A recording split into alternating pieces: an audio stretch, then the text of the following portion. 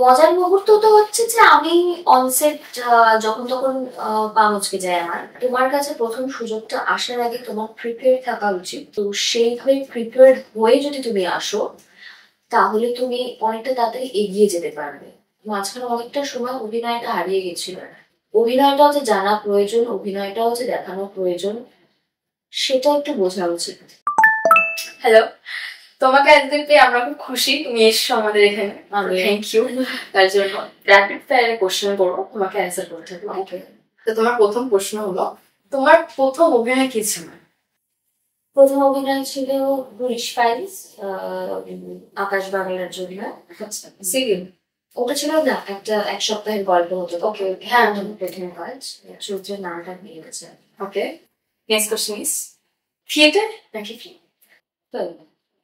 All time favourite cinema? All time favourite cinema এটি list অনেকটা বড়, বলাটা মুশকিল। তবে আমার গডফাদার সিরিজটা খুব ভালো, মানে আমি বারবার দেখতে পাই এরকম একটা ফিল্ম। এবং পথের পাঁচালী, এইটা। ওকে, প্রিয় পরিচালক? এই মুহূর্তে দাঁড়িয়ে কৌশিক কাহিনী। ওকে, মঞ্চের ভয় আছে এখন? না, শুরুই আমার মঞ্চ থেকে ডান্স শো করতাম আর কি স্টেজে। ওকে, নতুন অভিনেতাদের কি পরামর্শ দেবেন? ও তাদেরকে আমি এটাই বলতে চাই যে তোমার কাছে প্রথম সুযোগটা আসার আগে তোমার প্রিপেয়ার থাকা উচিত। তো সেখানে দাঁড়িয়ে নিজেকে প্রিপেয়ার করা, শেখা, অভিনয়টা, নিজের ক্রাফটটাকে জানা, পড়াশোনা করা, এটা খুব ইম্পর্টেন্ট। তো সেইভাবে প্রিপেয়ার হয়ে যদি তুমি আসো তাহলে তুমি অনেকটা তাড়াতাড়ি এগিয়ে যেতে পারবে। কারণ লাইনটা অনেক বড়, অনেক হাজার হাজার মানুষ তোমার মতন সেম স্বপ্ন দেখে এই প্রফেশনে আসছে। সুতরাং তাদের থেকে যদি এগিয়ে থাকতে চাও তাহলে কাজটা শিখে আসাটা পেয়ে যাবে সাস্টেনেবিলিটির জন্য। সো অডিশন গুরুত্বপূর্ণ আমাদের কাছে?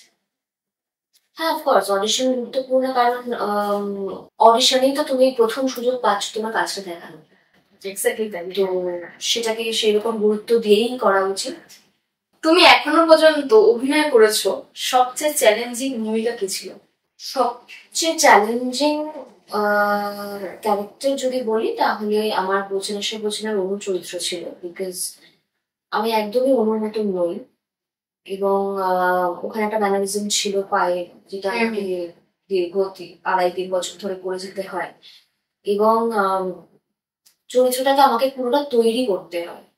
প্রথম দিকে আমার যেমন ভয়েস নিয়ে একটা প্রবলেম হচ্ছিল, যেটা আমার ভয়েসটা অন্য চরিত্রের সাথে যাচ্ছিল না। তো আমাকে ভয়েসটাকে চেঞ্জ করতে হয়, সফট সফট স্পোকেন হতে হয়, ওই রকম ভাবে একটা লাভলি বাবলি একটা চরিত্র ওটা তৈরি করতে হয় একদম রূপ থেকে। তো ওটা আমার কাছে চ্যালেঞ্জিং ছিল। ইভেন আমরা শুনতাম অনেক ভাই ভাই ভাই। অ্যাক্টিং এর জন্য মেন্টাল স্ট্রেংথ কিভাবে কাজ করে? অ্যাক্টিং এর জন্য মেন্টাল স্ট্রেংথ থাকা দরকার এই কারণে, কারণ একটা অভিনেত্রীকে বিভিন্ন রকম চরিত্র করতে হয়। সেক্ষেত্রে বিভিন্ন রকম চরিত্রের বিভিন্ন রকম ডিমান্ড থাকে, বিভিন্ন সিনের বিভিন্ন রকম ডিমান্ড থাকে। তো সেখানে যদি ওই switch on and switch off করাটা আমরা যদি না শিখি তাহলে সেটা অনেকটা পার্সোনাল লাইফে এফেক্ট করে যায়। এবং বিশেষ করে মেগা সিরিয়ালের ক্ষেত্রে বা যে কোনো কাজের ক্ষেত্রেই সবটাই আমাদের খুব প্রলংড আওয়ার্স ধরে কাজ করতে হয়। তো সেখানে এটা খুব জানা প্রয়োজন। এবং সেই চরিত্রের দিক থেকে মেন্টাল স্ট্রেংথটা এইভাবে কাজে আসে। আর অ্যাজ এ প্রফেশনাল জীবনের যে আপ ডাউন গুলো সেটা যে কোনো প্রফেশনে আসতে পারে। সুতরাং তুমি অভিনেত্রী বলে তোমার লাইফে এখন কাজ নেই, কারণ আমাদের একটা আনসার্টেন প্রফেশন, আমরা একটা প্রজেক্ট হিসাবে কাজ করি। তো তারপরে একটা সময় যায় যখন নতুন কাজ শুরু হওয়ার আগে একটা গ্যাপ থাকে, সেই সময় নিজেকে ডিপ্রেস না করা যে এটা কেন কাজ আসছে না, কেন কাজ পাচ্ছি না, তাহলে কি হবে আমার লাইফে, এই জিনিসটা যেন না আসে। কারণ এটা সবার লাইফে আসতে পারে, এটা part of our profession. All time তো জানি না না, হ্যাঁ, মানে সেই গ্যাপটা তো আসলে। তো সেখানে মেন্টাল স্ট্রেংথটা খুব ইম্পর্টেন্ট, মেন্টাল হেলথটা খুব ইম্পর্টেন্ট। স্বপ্নের অভিনেতা তো, মানে স্বপ্নের অভিনেতা তো শাহরুখ খান। আচ্ছা। শাহরুখ খানকে ছোটবেলা থেকে বড় হয়েছে দেখে, এবং এখন বড় বয়সে ওনার পুরো জার্নিটা যখন দেখি বা ওনার ইন্টারভিউ যখন শুনি, অ্যাজ এ পার্সন ওনাকে অনেক বেশি অ্যাডমায়ার করি। ওকে, ওনার ভিউজ গুলোকে অনেক বেশি অ্যাডমায়ার করি, সেটা ভালো লাগে। প্রিয় পরিচালক বা লেখক? প্রিয় লেখক আমার সরঞ্জিৎ চক্রবর্তী। প্রিয় পরিচালক এই মুহূর্তে দাঁড়িয়ে বাংলায় কৌশিক কাকলি। এমন একটি দৃশ্য যেটা একদম ভেতর থেকে নাড়িয়ে দিয়েছে? আমার রিসেন্ট শ্রীকান্ত দেখলাম। শ্রীকান্ত আমার রাজকুমার রাওয়ের অ্যাজ এন অ্যাক্টর উনি যেটা করেছেন সেটা কমেন্ডেবল লেগেছে। যেভাবে চরিত্রটাকে গল্পটা খুব আহামরি কিছু নয়, বা একজনের জীবনটাকেই উনি পোট্রে করছেন, কিন্তু উনি যেভাবে চরিত্রটাকে ধরেছেন সেটা আমার কাছে খুব ইন্টারেস্টিং, এবং এতটা ডেডিকেশন দেখা গেছে তার ওই ক্যারেক্টারটা করতে গিয়ে, সেটা কমেন্ডেবল, সেটা আমার খুব ভালো লেগেছে। আচ্ছা, অন সেট কোনো মজার কিছু মজার মুহূর্ত তো হচ্ছে যে আমি অনসেট যখন তখন পা মুচকে যায় আমার। হ্যাঁ, এবং সেই জন্য আমি লাস্ট একটা কাজ করছিলাম, সেখানে সেটে ঢুকলেই সবার আগে ডিরেক্টর থেকে শুরু করে অভিনেতা অভিনেত্রী সবাই জিজ্ঞেস করতো কভার করলি তুই আজকে। কারণ আমি জানি না কেন আমার প্লেন জায়গা থেকে হাঁটলে আমার পা মুচকে যায়। এটা একটা অদ্ভুত ব্যাপার হয়েছে আমার। তো এবং হয়েওছে, ইনফ্যাক্ট একবার এতটাই পা মুচকে গেছে আমার ব্যান্ডেজ করে আমাকে সিন করতে হয়েছে। তো এটা একটা প্রবলেম রয়েছে আমার।